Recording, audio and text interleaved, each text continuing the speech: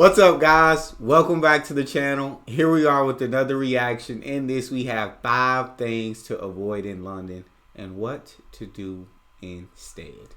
Before we dive in, if you guys happen to enjoy this, please don't forget to smash that subscribe button, give the video a thumbs up, and let's see what we got. Also, if you'd like to support this channel by becoming a member, all you gotta do is hit that join button to receive your exclusive benefits. Hello from London. I have tourists tell me all the time that they end up booking tickets for things that at the end of the day they realize wasn't really worth it, or they had to queue up for a long time to get in, or they just didn't really feel like they enjoyed. And that's because a lot of people come here and don't know about the things you should do, but also the things that you shouldn't do while you gotta know. So in this video, I'm gonna tell you 5 things I think that you should avoid when you're in London, and also some great alternatives that I think you'll enjoy better anyway. Talk to me. Let's start with the view from the Shard. The Shard behind me is the tallest building in Western Europe. You can pay £32 per person for a ticket to the view from the Shard, which of course has amazing views over London. It's obviously the highest place from London that you can get a viewpoint, but you're gonna pay that ticket amount and you'll basically go up there, get your pictures, and call it a day. I have a better alternative for you. Talk to me. Instead, go a few floors down in the same building and book yourself a table at Gong, a luxurious Chinese-inspired cocktail bar where you're gonna have almost the same views as you would up at the view from the Shard, but instead of only paying for the ticket, you can take that money and get yourself a cocktail, and they're really good cocktails here. But if you've got the kids in tow and you don't want to take them to the bar, that's fine. You could instead book in for a special afternoon tea up in the sky at one of the restaurants in the Shard called Ting. The afternoon tea here is amazing. Highly recommended. Have you ever seen... Look at that. There you go. You don't got to go all the way to the top. Pay that £32. Go to the Gong instead. Get you a little bit of food, a little bit of snack, drink or two, right?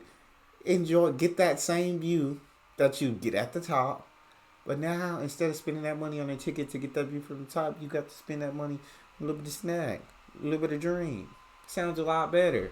One of those hop-on, hop-off tours with those big buses with the open tops filled with tourists who are just going around the loop seeing the biggest tourist attractions. Well, you can do that, but at £41 a ticket, maybe that's going to be a bit too steep for you. So instead, I have a much cheaper alternative. You can actually hop on one of our public red double-decker buses and get a very similar vibe, but for only £1.65 per ride. Come on. In fact, if you take the route number 11, it goes by loads of the major attractions here in central London. So you can hop on and hop off as you please, or you can just sit on the bus and go around until you make a big circle and see it all. By the way, this video is sponsored by Google Pixel. She giving up all the secrets. She giving up all the insights, right, to the tourists. All the tourists going to London. Listen. She finna save y'all a lot of money. Don't be doing all this expensive stuff because there's a much cheaper alternative. Pixel. I have been using Google Pixel phones for years, and you might have spotted this Google Pixel 6 Pro in some of our past videos and content. There are a lot of great features when it comes to this phone, but my favorite by far is how good the camera is. I use it constantly. Back to things that you should avoid and what you should do instead. Okay, let's talk about Leicester Square.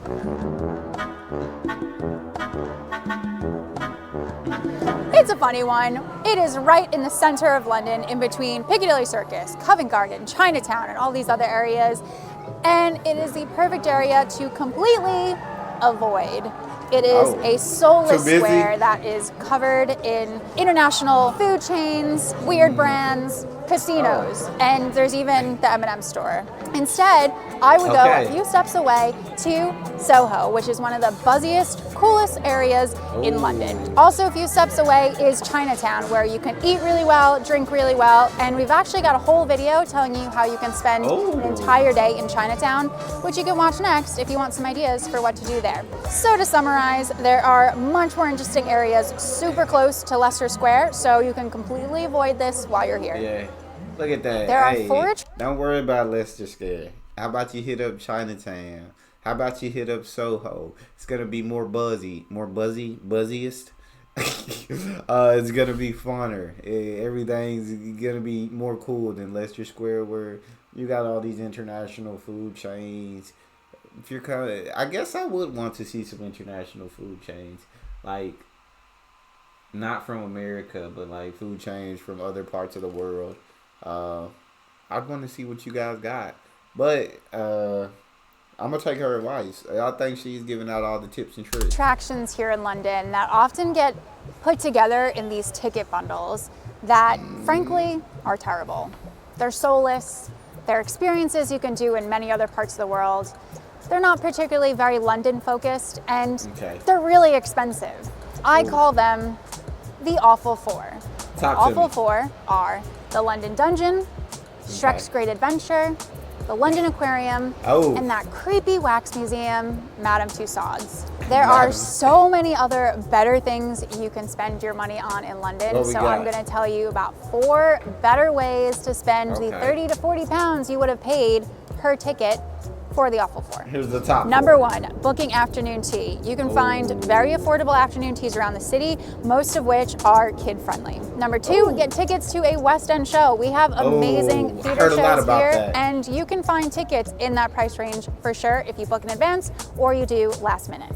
Number 3, go see some live jazz at Ronnie Scott's. You've got a world-famous establishment right in the heart of Soho. You got live music, and you got good drinks. Perfect. And number 4 is right behind me. This is the Tate Modern, a contemporary art museum, which is actually completely free to enter.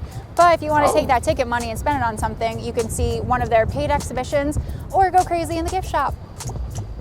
Next up on the list. Stop wasting your money on the Awful Four. She said, I got a better 4 for y'all to spend your money on.